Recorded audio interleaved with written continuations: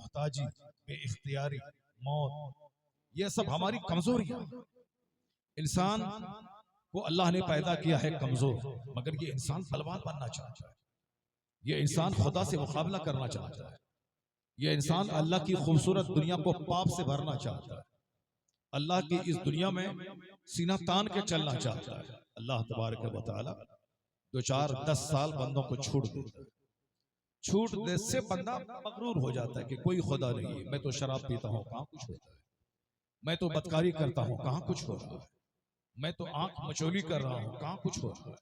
मैं तो सूद खा के प्रॉपर्टी बढ़ा रहा हूँ, कहाँ कुछ होता है। बंदा 2-4-10-20 साल में धोखा खा जाता है। क्योंकि अल्लाह फौरी पकड़ता नहीं, पकड़ता इसलिए नहीं है ताकि दुनिया का कारोबार चलता रहे, दुनिया का सिस्टम चलता रहे। वरना अगर अल्लाह गुनाहों पे फौरी पकड़ ले तो हम और आप में से कोई आज जिंदा नहीं रहता, दुनिया में पैदा ही नहीं होता। जिस वक्त आपका दादा ज़िना किया, उसी वक्त उसको जमीन में अल्लाह धंसा दिया। जब वो जमीन में धंस गया होता, ना आपका बाप पैदा होता, ना आपका बाप पैदा होता, ना आप पैदा होता। जिस दिन मेरे बाप ने झूठ, मेरे दादा ने झूठ बोला, उसी दिन उसकी जबान में लकवा की बीमारी हो जाती। अल्लाह उसे जमीन में धंसा देता। न मेरे दादा रहता, न मेरे बाप पैदा होते, न मेरे बाप पैदा होते, न मैं पैदा होता। अल्लाह ने फौरन गुनाहों पे नहीं पकड़ की, इसीलिए तो हम और आप जिंदा हैं। वरना जिस दिन 500 साल पहले आपके खानदान का कोई लकड़ दादा गुनाह किया था, उसी दिन जमीन में धंस जाता। वो जमीन में धंस गया होता तो फिर आपके दादा परदादा कहां से पैदा होते और आप कहां से पैदा होते। इस बात को अच्छी तरह जान लें कि अल्लाह रब्बुल इज्जत फौरी गुनाह की पकड़ नहीं करता है, बंदे को छूट देता है। या तो और गुनाह कर करके मोटा हो जाए ताकि उसको खूब जहन्नम की आग में जलाया जाए, या फिर वह तौबा कर ले और वापस आ जाए। अल्लाह तबारक व तआला उसको तौबा की तौफीक दे दे।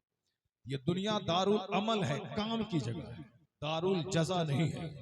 इसलिए अल्लाह बदकारों को छोड़ देता है, काफिरों को छोड़ देता है, मुश्किलों को छोड़ देता है, और अल्लाह तबारक व तआला मुसलमानों को आजमाइशों में डालता है। जरा गौर से सुनिएगा मेरी बात, जो मैं आपके सामने रख रहा हूँ, बहुत बुनियादी और बेसिक बात आपके सामने रख रहा हूँ। हंगामा करना, हुल्लड़बाजी करना, बगैर समझ बुझ के काम लेना, ये गंवारों का काम है, जाहिलों का काम है।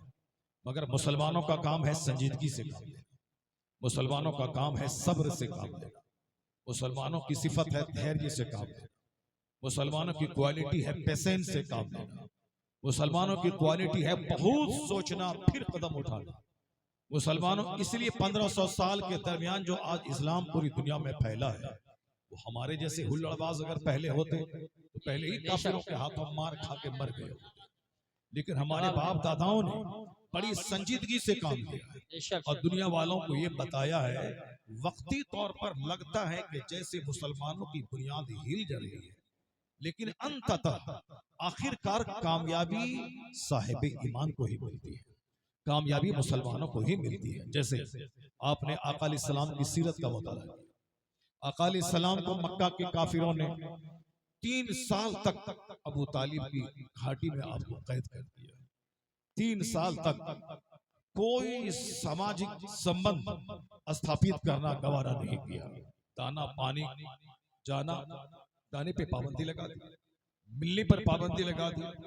उन दिनों में बच्चे भूख से इतना रोते थे कि मक्के की पहाड़ियां बन जाती थी, दरख्त के पत्तों को खाते थे, चमड़े को गला गला के बच्चों को खिलाया जाता था, दरख्त की छाल खाई जाती थी। जरा गौर से सुनिएगा, 3 दिन नहीं, 3 महीना नहीं, 3 हफ्ता नहीं, 3 साल तक अबू तालिब की घाटी में खानदानी बनु हाशिम का मुकम्मल तौर पर बाइकाट कर दिया गया। वहां कौन थे? पैगंबर आजम अलैहिस्सलाम थे मौजूद, सारी कायनात के मालिक व मुख्तार थे उसमें, और आपके साथ आपके खानदान के सारे लोग वहां थे, जिनके इशारे पे डूबा सूरज पलट गया, जिनके इशारे पे चांद के 2 टुकड़े हो गए, जिनका इशारा पाके पत्थर कलमा पड़ा, जिस पैगंबर आजम को जानवरों ने सजदा किया। ये हुजूर के मौजज़ात हैं, हुजूर के कमालात हैं। लेकिन एक तरफ आजमाइशें कितनी हैं, आजमाइशें इतनी हैं कि 3 साल तक अबू तालिब की घाटी में आपको खानदान समेत कैद कर दिया गया। उन दिनों में आपके खानदान में एक दाना तक कोई नहीं पहुंचाया। उस घाटी के चारों तरफ मुशरिकीन का पहरा था, वो सब पहरा दे रहे थे। कोई रिश्तेदारी नहीं करेगा, कोई सलाम कलाम नहीं करेगा, कोई एक दाना और पानी नहीं पहुंचाएगा। काफिर ने अपनी तकलीफ की इंतहा कर दी, हुजूर ने सब्र की इंतहा कर दी, हुजूर के खानदान वालों ने सब्र की इंतहा कर दी। फिर उसका अंजाम क्या हुआ? अंजाम यही हुआ कि आप उस घाटी से बाहर निकले। उसके बाद पूरे मक्के में जो इस्लाम तूफान और आंधी की तरफ फैलता चला गया। ऐसा हुआ कि जो लोग आपके दुश्मन थे वह सारे के सारे कलमा पढ़कर आका सलाम के गुलाम, सब हुजूर की गुलामी में दाखिल हो गए। कामयाबी उन जुल्म करने वालों को नहीं मिली, सताने वालों के हिस्से में कामयाबी नहीं आई, भूखे रखने वालों के हिस्से में कामयाबी नहीं मिली। कामयाबी किनको मिली? सब्र करने वालों। कामयाबी उनको मिली जो खुदा की तकदीर पे राजी रहे। कामयाबी उनको मिली जिन्होंने वक्ती मुसीबत को आजमाइश समझकर खामोश रह के झेलते रहे। और ऐसी कामयाबी मिली कि आका अलैहिस्सलाम, ऐसा लग रहा था कि सरकार के गले में चादर डाल के काफिर आपकी जान ले ले। लेकिन आज 1500 साल के बाद सारी दुनिया को मालूम है कि मोहम्मद अरबी अकेले थे। लेकिन आज 200 करोड़ लोग, 2 करोड़ नहीं, 200 करोड़ लोग ऐसे हैं जिसके नाम के साथ लफ्ज़ मोहम्मद जुड़ा हुआ है। ये मोहम्मदी फौज 200 करोड़ की तादाद में पूरी दुनिया में आज 1500 साल के बाद मौजूद है। यह इस बात की दलील है हुजूर के सब्र ने उसको जमीन से उठा के उस बुलंदी पे पहुंचा दिया कि फर्श वाले तेरी शौकत का उलू क्या जाने, खुसरवा अर्श पे उड़ता है फरेरा तेरा। क्या बात है, सुभान अल्लाह। लोग कहते थे कि इस्लाम की ईंट से ईंट बच जाए। लोग कहते थे कि मुस्तफा की बेटी को जख्मी कर दिया गया, मुस्तफा के नवासे को ज़बह कर दिया गया, मुस्तफा के खानदान वालों को तकलीफ दी गई, अब इस्लाम नहीं बचेगा।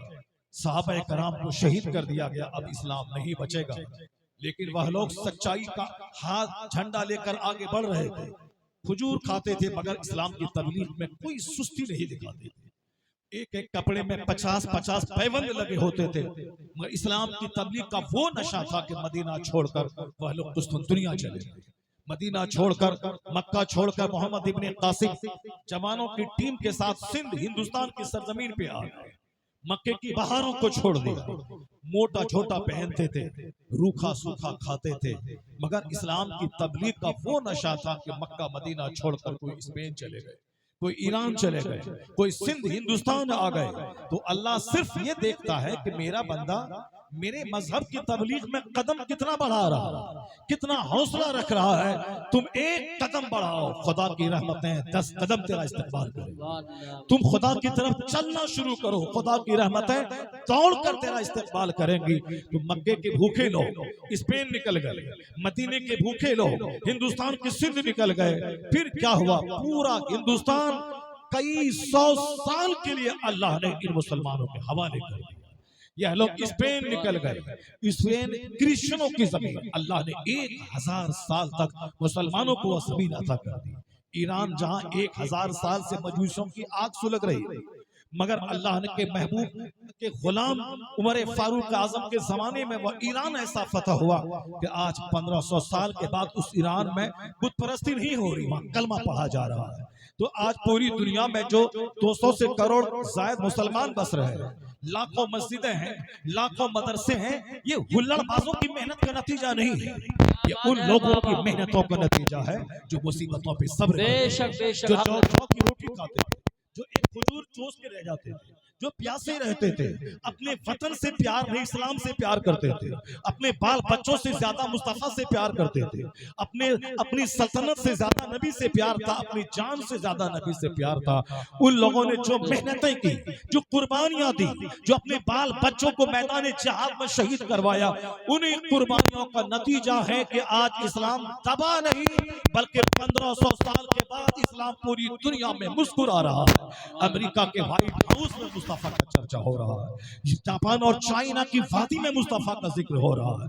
ऑस्ट्रेलिया, मलेशिया, सिंगापुर में मुस्तफ़ा का जिक्र हो रहा है। यहाँ तक यूनिवर्सिटीज में, स्कूल्स में, कॉलेजेस में, पॉलिटिकल लीडर्स की सोहबतों में, हर जगहों पे मुस्तफ़ा का जिक्र हो रहा है। आला हजरत ने 100 साल पहले कहा था, हुजूर आपका जिक्र अल्लाह ने इतना बुलंद कर दिया है कि अर्श पे ताजा छेड़छाड़, फर्श पे तुरफा धूमधाम, कान जिधर लगाइए तेरी ही दास्तान। माशाअल्लाह, नारे तकबीर, नारे रिसालत, कान जिधर लगाइए तेरी ही दास्तान। और आप तकरीर मत सुनिए, सिर्फ इन लोगों को फूल डालिए और माला डाला लोड कर दीजिए उसको।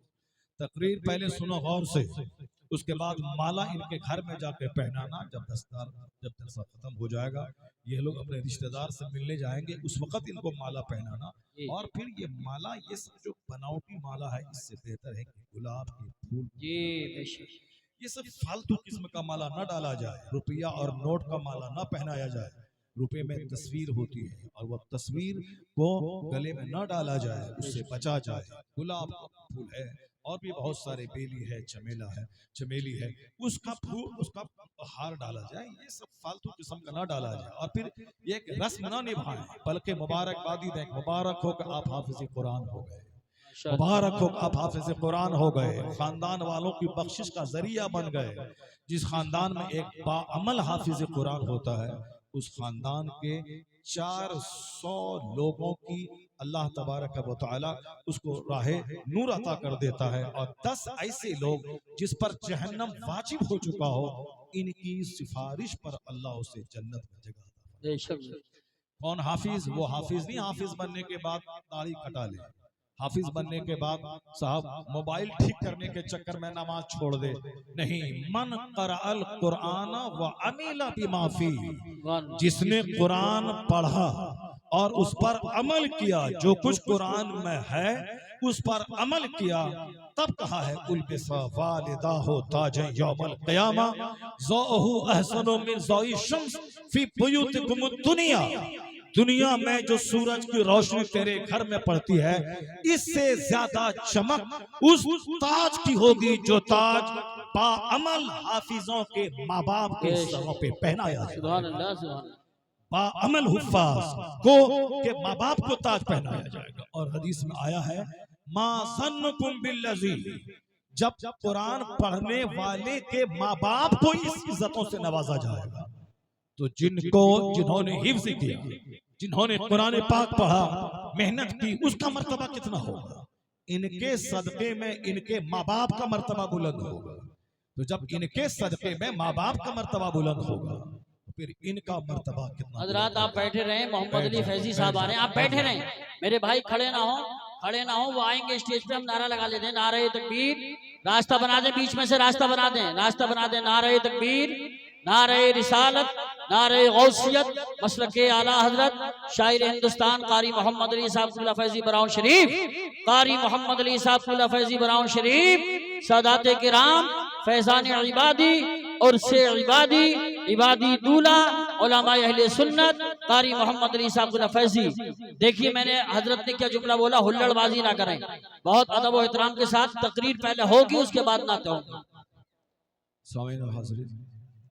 इसलिए मैंने कहा था कि बीच में रास्ता बिल्कुल खाली रहना चाहिए, ताकि आपके मेहमान आसानी से स्टेज पर आ सकें और स्टेज पे आने में कोई जहमत नहीं उठाए।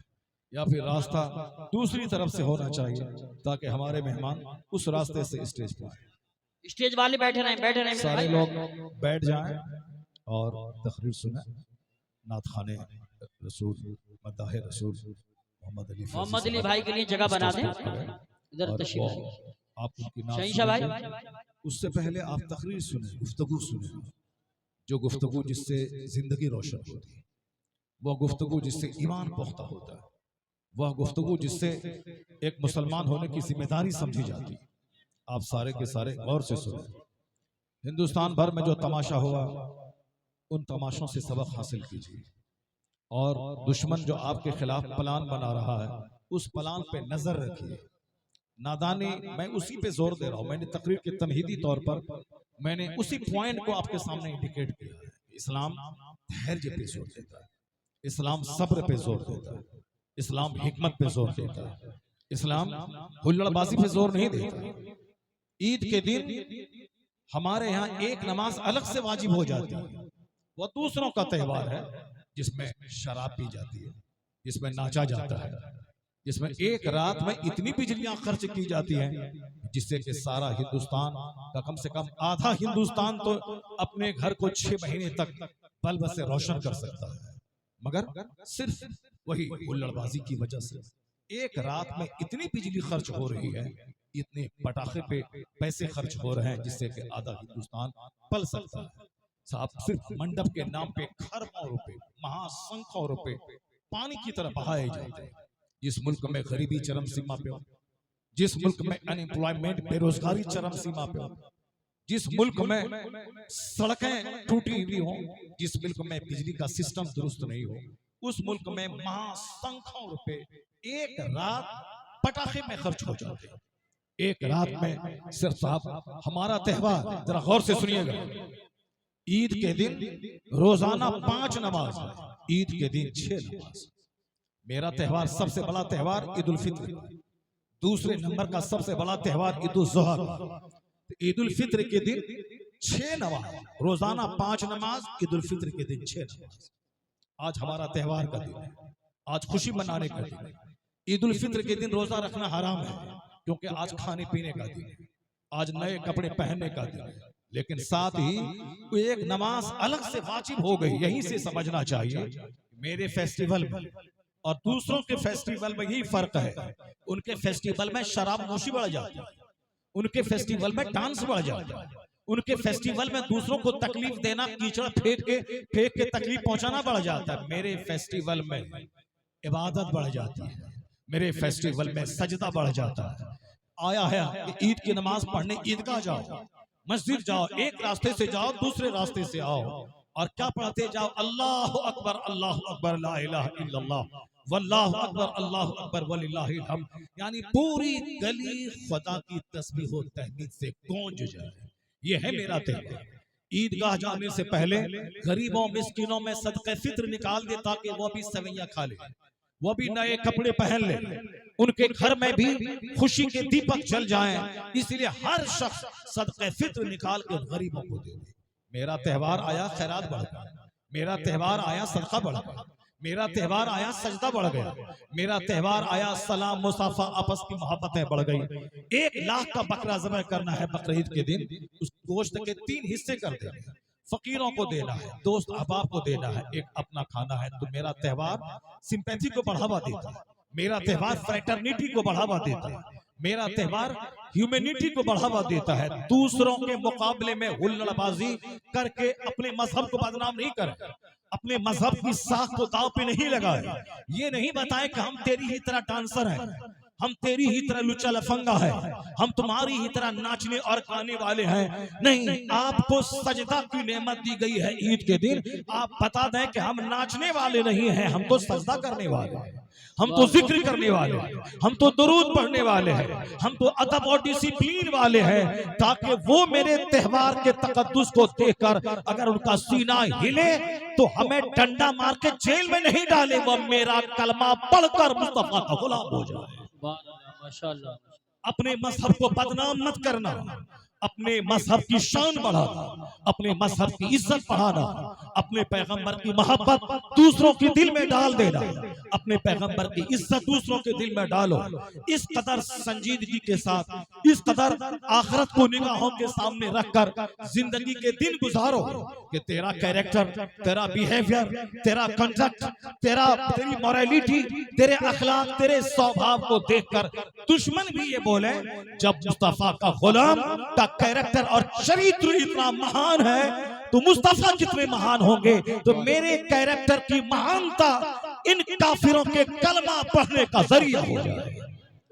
हम नफरत दिलाने वाले नहीं हैं कि हम नफरत दिलाएं कि जब ये इतना हुल्लड़बाज, ये इतना जल्दबाज, ये इतना बदअमल, ये इतना बदकिरदार, ये इतना खेल तमाशे का रसिया है। इसका मतलब है कि इसके पैगंबर ने यही हुक्म दिया है, इसका मतलब इसके पैगंबर ने यही बदअखलाकी की तालीम दिया है। तो अपने से नफरत नहीं दिलाना है। बशरू वला तुनफिरू यस्सरू वला तुअस्सिरू। हदीस में आया है कि खुशखबरी दिलाओ, पूरी दुनिया को बता दो, इस्लाम के ताल्लुक से बशारत दिलाओ। इस्लाम आसानी का मजहब है, इस्लाम खूबसूरती का मजहब है, इस्लाम ह्यूमैनिटी का मजहब है, इस्लाम मोरालिटी का मजहब है, इस्लाम अमन सुकून और शांति का मजहब है। आप अपने किरदार से बताएं। बकवास पे लोग ध्यान नहीं देते, कैरेक्टर पे ध्यान देते, किरदार पे ध्यान देते हैं। आपने सुना होगा हमारे सिलसिले के एक बुजुर्ग, एक मजूसी उसके पड़ोस में रहता था। मजूसी सफर पे गया हुआ था। मजूसी के घर में चिराग जलाने के लिए तेल नहीं था। मजूसी का बच्चा अंधेरे में चिल्लाता और रोता था। हमारा वह शेख हर रात अपने घर का चिराग उस मजूसी काफिर के घर में जाके रख देता था। चिराग की रोशनी में उसका बच्चा रात भर शांत रहता था। ये उस वक्त तक होता रहा जब तक कि वो मजूसी बाहर से घर नहीं आया। बीवी ने खैरियत बताई कि आपका बच्चा रात भर चिल्लाता था, लेकिन ये पड़ोस के वो शेख जिसको आप कहते थे इस्लाम को मुबल्लिग है, जिससे आप चिढ़ते थे, जिससे आप जलते थे, जिनको आप कहते थे ये इस्लाम का प्रचारक है, जिसको आप कहते थे ये हमारा दुश्मन है, उसी दुश्मन का चिराग आपके बच्चों को रात रात भर खामोश किया। और आपके आने में जो कई महीने लग गए, और इतने महीनों तक हर रात वो अपने घर को अंधेरा करके अपना चिराग मेरे घर में डालता था। वो मजूसी सोच में पड़ गया, ये कौन सा मजहब है जो अपने घर को अंधेरा करके दूसरों काफिरों के घरों को उजाला करने का पैगाम देता है, अपने पड़ोसी के साथ बेहतर सलूक का पैगाम देता है। मैं उनसे दुश्मनी करता हूँ, वह मेरे बच्चों को जिंदा रखने के लिए अपने घर का चिराग यहाँ लाके रख दिया। कहा ए बीवी उठो। जब उनका चिराग मेरे घर में आ गया तो अब उनके मजहब का चिराग भी मेरे दिल में चलना चाहिए। अपनी बीवी अपने बच्चों समेत गए उस शेख के पास, उसका कहा हुजूर जब आपका चिराग मेरे घर में आ गया है तब आपके मजहब का चिराग भी मेरे सीने में जल जाना चाहिए। उन्होंने कलमा पढ़ा और पूरा खानदान मिलकर मुस्तफा की गुलामी में दाखिल हो गया। मतलब ये निकला कि उन्होंने अपने अखलाक के जरिए एक जहन्नमी को जन्नती बना दिया। अपने अखलाक के जरिए काफिरों को कलमा पढ़ने पर मजबूर किया।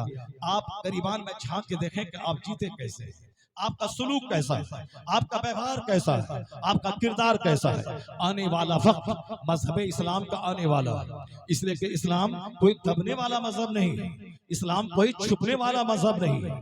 इस्लाम वो मजहब है जो हर घर में पहुंचेगा, हर जगह पहुंचेगा, हर दरवाजे पे पहुंचेगा। अगर हमने खिदमत नहीं की इस्लाम की, कयामत के दिन हम पकड़े जाएंगे। लेकिन अल्लाह हमारी जगह ऐसे लोगों को पैदा करेगा जिन लोगों से इस्लाम का काम होगा, जिन लोगों के कैरेक्टर किरदार को देखकर लोग कलमा पढ़ेंगे। एक पॉइंट मैं आपको देता हूं, आप नर्वस के शिकार हैं, आप मायूसियत के शिकार हैं, आप कहते हैं मेरे मजहब का मुस्तकबिल क्या है मुझे नहीं मालूम है, आप परेशान हैं, आप नर्वस हैं। अपनी गलती से कोई कदम आपने उठाया और दो चार डंडा जहां मिला तो कहते हैं मौलाना साहब क्या कर रहे हैं, क्या मौलाना साहब को पूछ करके तुम ये कदम उठाया था? कहते हिंदुस्तान के बड़े बड़े नेता मुसलमानों के वो कहाँ है, क्या तुमने उन नेताओं को पूछ करके डंडा उठाया था? जब तुम खुद ने खुद कदम उठाया है, अगर तुम्हारी निगाह में वो काम अच्छा है तो तुम डंडा खाओ जन्नत मिलेगी, तुम गर्दन कटाओ जन्नत मिलेगी। इमाम हुसैन जब बाल बच्चों समेत मैदान करबला गए थे, तीरों की बारिश हो रही थी, वो नहीं कहते थे मदीना के मुसलमान कहाँ है जो मेरी मदद को नहीं आ रहे हैं, मक्का के मुसलमान कहाँ है जो मेरी मदद को नहीं आ रहे हैं, कहाँ है फला कबीले के मुसलमान, कहाँ है फला कबीले के मुसलमान, कहाँ है बनी सलेम के मुसलमान, कहाँ है खासरिया के मुसलमान। नहीं, हुसैन ने शिकवा नहीं किया कि मदीने के लोग कहाँ हैं, मक्के के लोग कहाँ हैं, कबीले खासरिया के लोग कहाँ हैं। उन्होंने शिकवा नहीं किया, बल्कि जो एक जान थी, जो औलाद थी, वह सबको रब के नाम पे कुर्बान कर दिया, रब के नाम पे कुर्बान किया। अल्लाह ने हुसैन के इस इखलास को ऐसा कबूल फरमाया कि हुसैन को करबला से उठाया, अब कयामत तक की इमामत का ताज अता कर दिया कि इमाम वही होगा जो सब्र करेगा, इमाम वही होगा जो रब के नाम पे गर्दनें कटाएगा। कुंबा लूटा हमेशा के लिए अल्लाह ने हुसैन को जिंदगी अता फरमाई। आज हुसैन का खुतबा मस्जिदों में, आज हुसैन का खुतबा मेहराब पे, हुसैन का खुतबा मिंबर पे। इतनी तकलीफें कि बाल बच्चे शहीद हो गए, जवान अली अकबर शहीद हो गया, अली असगर शहीद हो गए, औनो मोहम्मद शहीद हो गए, मोहम्मद और इब्राहिम शहीद हो गए, अब्बास अलम बरदार शहीद हो गए, सारा कुंबा लूट गया। लेकिन उसका रिजल्ट क्या निकला? रिजल्ट निकला कि इधर कुंबा हुसैन का लूटा, उधर इस्लाम लूटने से ऐसा बचा कि जो इस्लाम अरब के जोग्राफिया तक महदूद था, हुसैन की कुर्बानी से अरब से निकला, आंधी बनकर पूरी दुनिया पे छा गया। दुनिया के हर खत्ते में इस्लाम फैल गया। लेकिन आज थोड़ी सी मुसीबत मेरी नादानी की वजह से आ जाती है, तो कहते हैं कि साहब मुफ्ती शहरयार कहाँ है, वैसे कहाँ है, बिहार के लोग कहाँ हैं, बंगाल के लोग कहाँ हैं? क्या बंगाल के लोगों को पूछ करके आपने डंडा उठाया था? क्या बिहार के मुसलमानों को पूछ करके आपने ऐसा किया था? और जब नहीं किया था, अल्लाह के लिए किया था, तो फिर घबराते क्यों हो? अल्लाह को आवाज दो। अगर दीन की राहों में एक तमाचा भी खा लिया, अगर दीन की राहों में 10 दिन जेल अगर रह गए, अगर दीन की खिदमत करते हुए अगर जख्मी हो गए, तो याद रख, दीन की बातें बोलकर माला पहनना और है। जिस दिन हुसैन अपने कुंबा समेत खून में लथपथ जन्नत की तरफ जाएंगे, अगर तुमने कहा हुजूर आप हक बोले गर्दन कटी, आपका कुंबा कटा, मैं भी हक की खातिर घर से बाहर निकला था, डंडा खाया, जेल में 5 महीने रहा, हम भी हक की खातिर, मेरे घर पे बुलडोजर चला, मेरी प्रॉपर्टी गई, मैं भी मुसीबत सहा। अगर हुसैन ने मुस्कुराते हुए इशारा कर दिया कि आओ तू भी मेरे साथ, 80 बरस का नफल सजदा वहां नहीं ले जाएगा जहां हुसैन का एक इशारा लेके चला जाए। नारे तकबीर, नारे रिसालत, नारे गौसियत, मसलके आला हजरत, फैजान इबादी और से इबादी। इस्लाम ऐसा खूबसूरत मजहब है जो दबने नहीं आया, जो झुकने नहीं आया है। आप नर्वस हैं, मगर यूरोप का एक दानिश्वर क्या कहा, जरा गौर से सुनो। यूरोप का दानिश्वर कहता, if any religion has a chance of ruling over England nay Europe within the next 100 years, it is Islam. वो यूरोप का पढ़ा लिखा आदमी जिसकी किताब इंडिया में चलती है, जिसकी किताब हिंदुस्तान के कॉलेजेस में चलती है, जिनकी किताबें हिंदुस्तान की सारी यूनिवर्सिटीज में चलती है, जरा गौर से मेरी बात सुनिएगा। वो मुसलमान नहीं है, वो क्रिश्चियन, वो जाहिल नहीं है, बहुत बड़ा पढ़ा लिखा आदमी है। इतना बड़ा पढ़ा लिखा आदमी है कि मैंने अंग्रेजी में मास्टर डिग्री लेते हुए मैंने एक कॉलेज में उनकी किताब पढ़ी। उस स्कॉलर का नाम है डॉक्टर जॉर्ज बर्नार्ड शाह। इतने बड़े पढ़े लिखे आदमी, पैदा हुए 7 समंदर पर, उनकी किताब हिंदुस्तान की यूनिवर्सिटीज में चलती है। कितना बड़ा पढ़ा लिखा आदमी होगा, मुसलमान ही, क्रिश्चियन है। लेकिन उन्होंने क्या कहा, इस्लाम की स्टडी के बाद, पैगंबर आज़म की जिंदगी के मुताले के बाद, जो लोग हिंदुस्तान के लोग कहते हैं कि मुझे मुस्तफ़ा पसंद नहीं है, आप मुस्तफ़ा से प्यार करें, मुझको प्यार नहीं है, ये नहीं जानते। आपको उससे लड़ने की कोई जरूरत नहीं, जबरदस्ती करने की जरूरत नहीं है। आप नमाज पढ़ते हैं, बहुत अच्छी बात है, पर आपका पड़ोसी नमाज नहीं पढ़ता है। हम आज 30 बरस से स्टेज पर चीख रहे हैं कि नमाज पढ़ना सबसे बड़ा फर्ज है और नमाज छोड़ना सबसे बड़ा गुनाह है। 10 साल कोई शराब पिया, सच्ची तौबा कर लिया, अल्लाह माफ कर देगा। लेकिन अगर नमाज फर्ज हुई 15 साल में और कोई नमाज शुरू किया 25 साल में, 50 हज कर ले, 1000 उम्रा कर ले, ये 10 साल की नमाज उसके जिम्मे है, इसको बतौर क़ज़ा अदा करना पड़ेगा। 100 हज कर लेने के बाद यह 10 साल की नमाज उसके जिम्मे से साकित नहीं होगी, इसको क़ज़ाए उम्री के तौर पर पढ़ना पड़ेगा। लेकिन लोग नहीं पढ़ते, तो क्या करें, हम गले में चादर डाल के मस्जिद घुसा दें, हम गले में चादर डाल उसको मस्जिद में ले जाएं। जो आदमी स्टेज पर बैठते हैं, वो तकरीर सुनते हैं, उसके बावजूद अगर वो नमाज नहीं पढ़ते हैं, तो आप क्या कर सकते हैं? जो आदमी मदरसे में 5 साल पढ़े, उसके बावजूद नमाज ना पढ़े, तो आप क्या कर सकते हैं? जो आदमी चेहरे पे दाढ़ी, सर पे टोपी रखकर 50 साल से तकरीर सुन रहे हैं, अगर वो नमाजी नहीं बने, तो आप क्या कर सकते हैं? उसके लिए आप दुआ ही कर सकते हैं, ना कि गले में चादर डाल के खींच के मस्जिद ले जा सकते हैं। यह काम किसी नबी पे फर्ज नहीं था, और यह काम किसी नबी के नाइब पर भी फर्ज नहीं है। फर्ज है, अंबिया कराम भी अल्लाह का कलाम पढ़ पढ़ के सुनाते थे, उसी लाखों में से 2-4 लोग कलमा पढ़ के मुसलमान हो जाते, और यही काम उलमा कलाम पे है। आप हदीस पढ़ के सुनाइए, आप अल्लाह का कलाम पढ़ के सुनाइए, आप सुनाइए। सुनाना आपका काम है, दिल बदलना अल्लाह का काम है। दिल बदलना अल्लाह का काम है, आपका काम है सुनाते रहना, आपका काम है पढ़ाते रहना, आपका काम है बोलते रहना। जरा सुनिए, आप हमारे बच्चे जो इल्म हासिल नहीं कर रहे हैं, हमारे बच्चे जो दीन नहीं सीख रहे हैं, हमारे बच्चे जो मोबाइल चला चला करके उसमें सिर्फ गाने सुनते हैं, मोबाइल चला चला करके गाने से फुर्सत मिली तो बस नाच सुनते हैं, तकरीर नहीं सुनते हैं, ताकि दिल उसका बदले, सीना बदले, नमाजी बने, सच्चा पक्का वफादार मुस्तफा का गुलाम बने।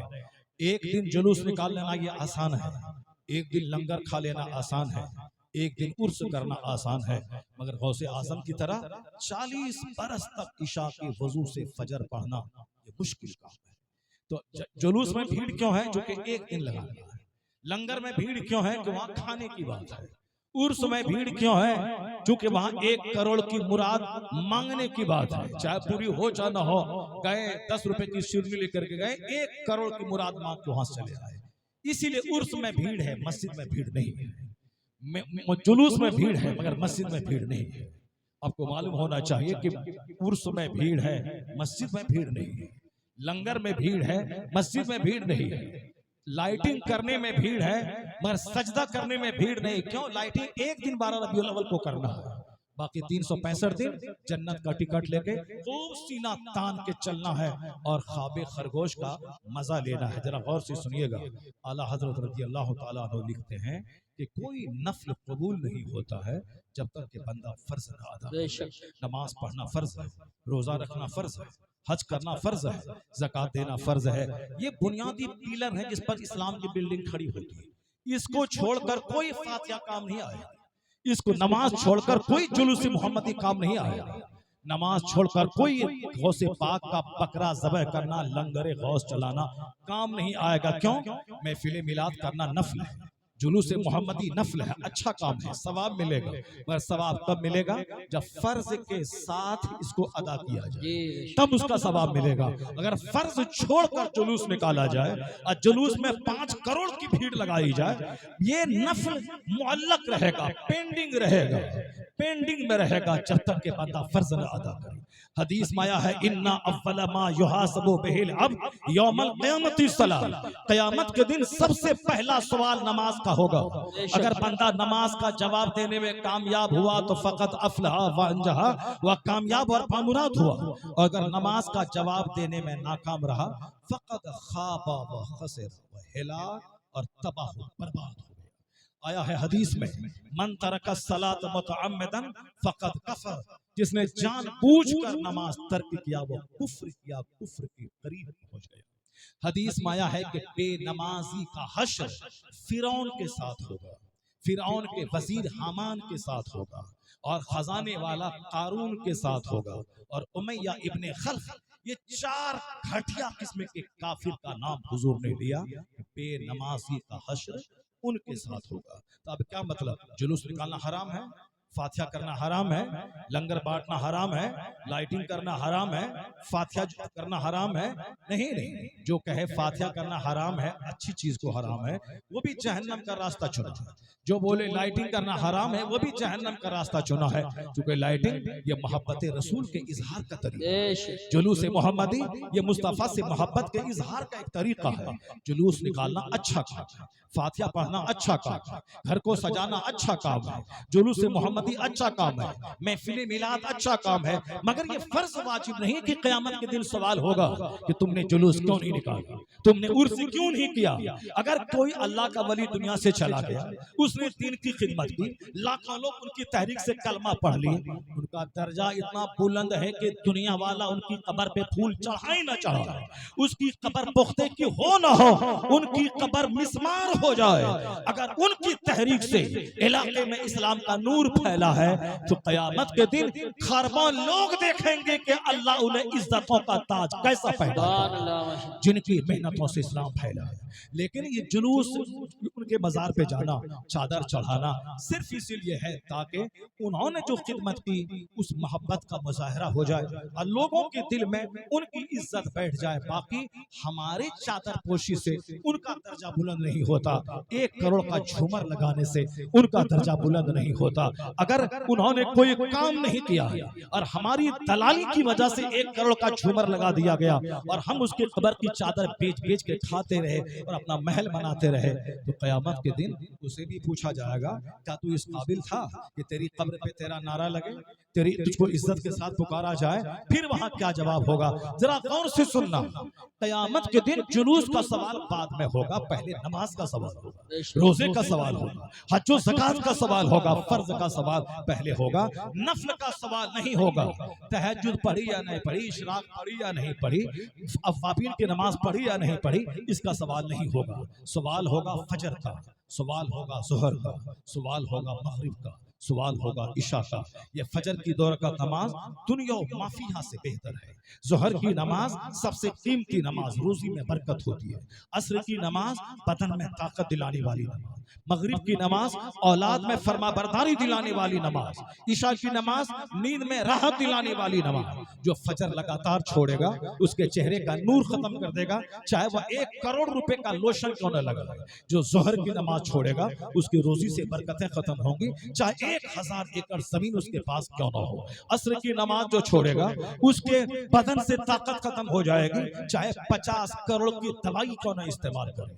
मगरिब की नमाज जो छोड़ेगा उसकी औलाद से फरमा बरदारी खत्म हो जाएगी, चाहे वो अपनी औलाद को चाहे लॉलीपॉप खिला खिला के, चाहे अपनी औलाद की जितनी भी वो खिदमत करे। पता ये चला कि औलाद की फरमा बरदारी मगरिब की नमाज के सदके में आती है, नींद की राहत ईशा की नमाज के सदके में आती है, माल में बरकत ज़ोहर की नमाज के सदके में आती है, चेहरे का नूर फजर की नमाज के सदके में आती है। अगर कोई नमाज पढ़ता रहा, रोजा रखता रहा, ज़कात देता रहा, हज करता रहा, बड़े बड़े गुनाह से बचता रहा, अगर वह जुलूस मोहम्मदी में नहीं निकला मगर दिल से आशिक रसूल है, क़यामत के दिन कोई सवाल नहीं होगा। अगर वह मज़ार पे हाजिरी नहीं दिया, क़यामत के दिन कोई सवाल नहीं होगा। ए मेरी कौम, ये मत समझ लेना कि मुफ्ती शहरयार ने ये कहा है कि बियात नहीं करना चाहिए, फातिहा नहीं करना चाहिए, जुलूस नहीं निकालना चाहिए, ये मत समझना। क्योंकि आजकल 3 किस्म के लोग समाज में घूमते हैं, आप बोले कुछ उसका गलत मीनिंग निकालते हैं, लोगों में इज्जतें खराब करते हैं, उनकी शाख खराब करना चाहते हैं। मैंने कहा था कि बहुत सारे लोग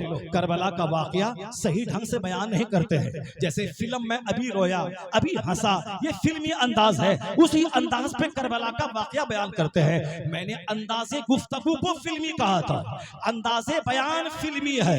अब लोगों ने क्या कहा, मौलाना ने करबला के वाकया को फिल्मी कह दिया, मार देंगे, काट देंगे, ये कर देंगे, इलाके में आने नहीं देंगे। मैंने कहा एक मेरा मानने वाला एक तटस्थ कॉलेज का पढ़ा लिखा आदमी 6 बार मेरी तकरीर सुना, उसने कहा कहीं ऐसा नहीं है कि आपने करबला के वाकया को फिल्मी वाकया कहा है।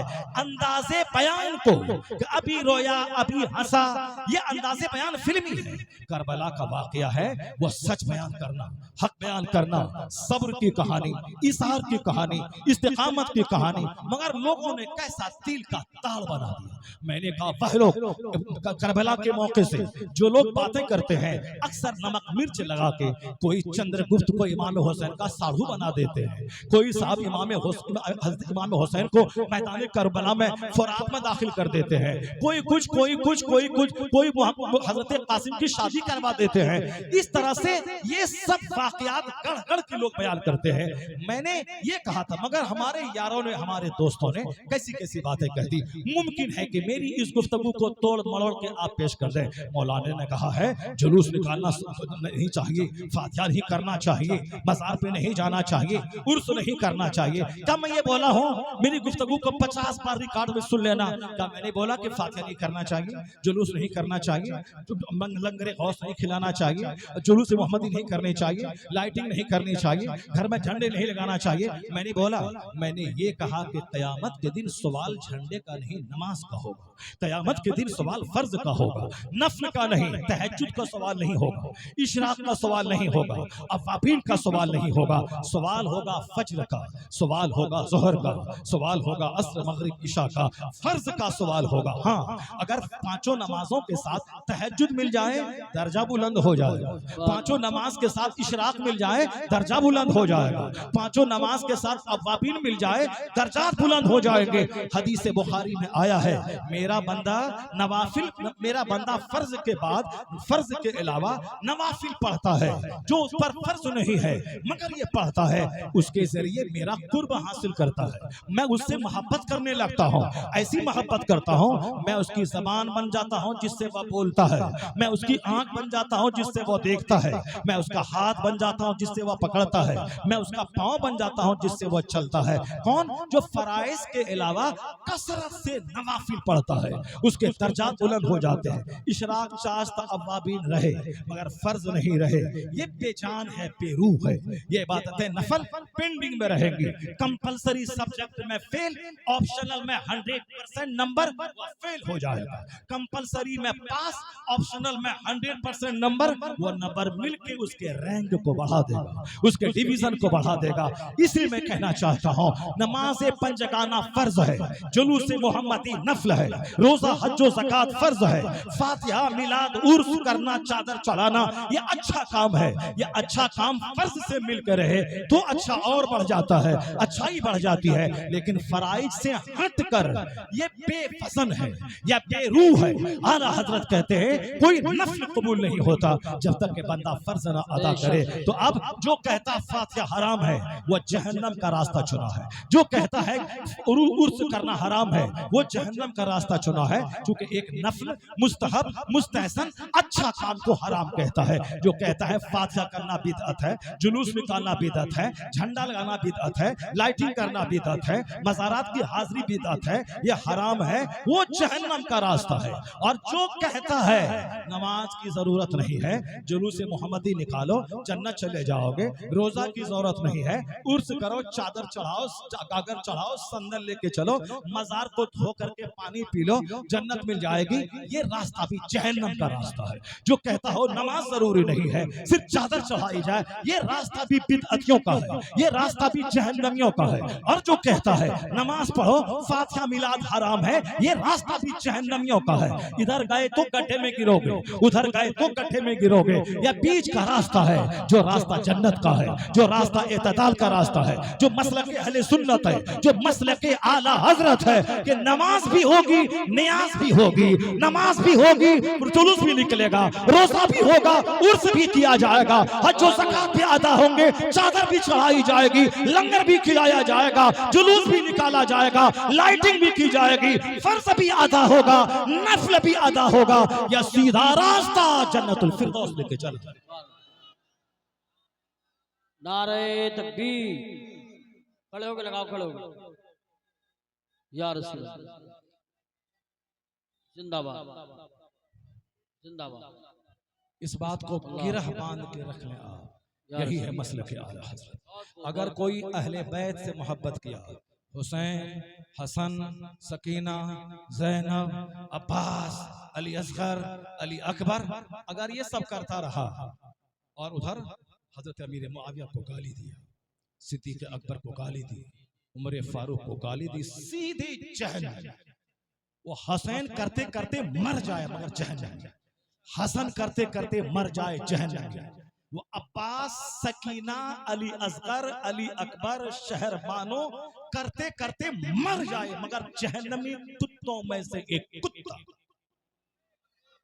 बेशक बेशक बेशक बेशक बेशक बेशक, सुभान अल्लाह, सुभान अल्लाह। अमीर मुआविया रज़ी अल्लाह तआला अन्हु को गाली दे, जो हजरत अबू बकर सिद्दीक जिसका एहसान इस्लाम पे इतना है, बेशक बेशक, पैगंबर आज़म अलैहिस्सलाम ने कहा है कि जितना नफा सिद्दीक के माल ने मुझको दिया है उतना नफा किसी के माल ने नहीं। सुभान अल्लाह, सुभान अल्लाह। हुजूर ने कहा, हदीस बुखारी की गवाह है कि अगर मेरे बाद नबी होना अगर होता, अगर मेरे बाद अगर कोई नबी होता, नबूवत का दरवाजा बंद है, अब कोई नबी नहीं आएगा, ला नबी या बादी, लेकिन अगर मेरे बाद अगर नबी होना होता तो अल्लाह ताला उमर को नबी बनाता, उमर नबी होता।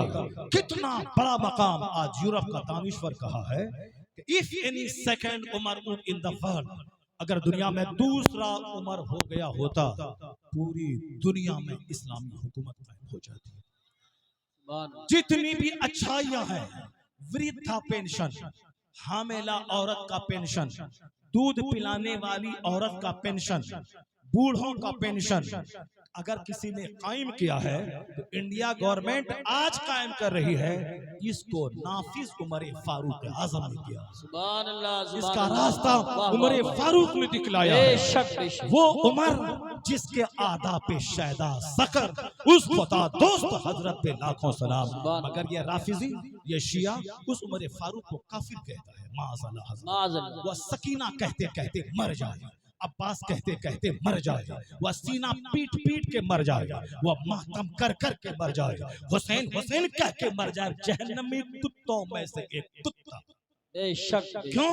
उमर फारूक को गाली देने वाला, सिद्दीक अकबर को काफिर कहने वाला, हजरत उस्मान गनी जो साहिबे हिजरतैन है, जो जुन्नूरैन है, जिसके निकाह में मुस्तफा की 2 साहबजादे, जो साहिबे हिजरतैन, जो इस्लाम की खातिर पहली हिजरत हबशा की तरफ की, दूसरी हिजरत मदीना की तरफ की, मक्का के करोड़ों की संपत्ति छोड़कर इस्लाम बचाने के लिए वह मदीना आ गए।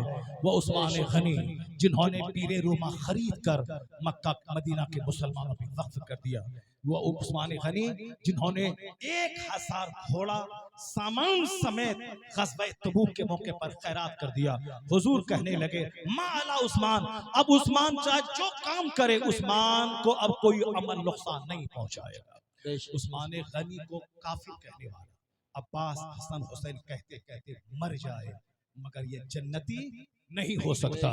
तो अब अगर कोई सहाबा से प्यार करे, हुसैन को बाकी कहे, सहाबा से प्यार करे, इमाम हसन को बाकी कहे, सहाबा से प्यार करे, सैयदा फातिमा से चिढ़े, वो भी जहन्नमी कुत्तों में से एक कुत्ता है। तो अब पता चला मुसलमान कौन होगा, जन्नती कौन होगा।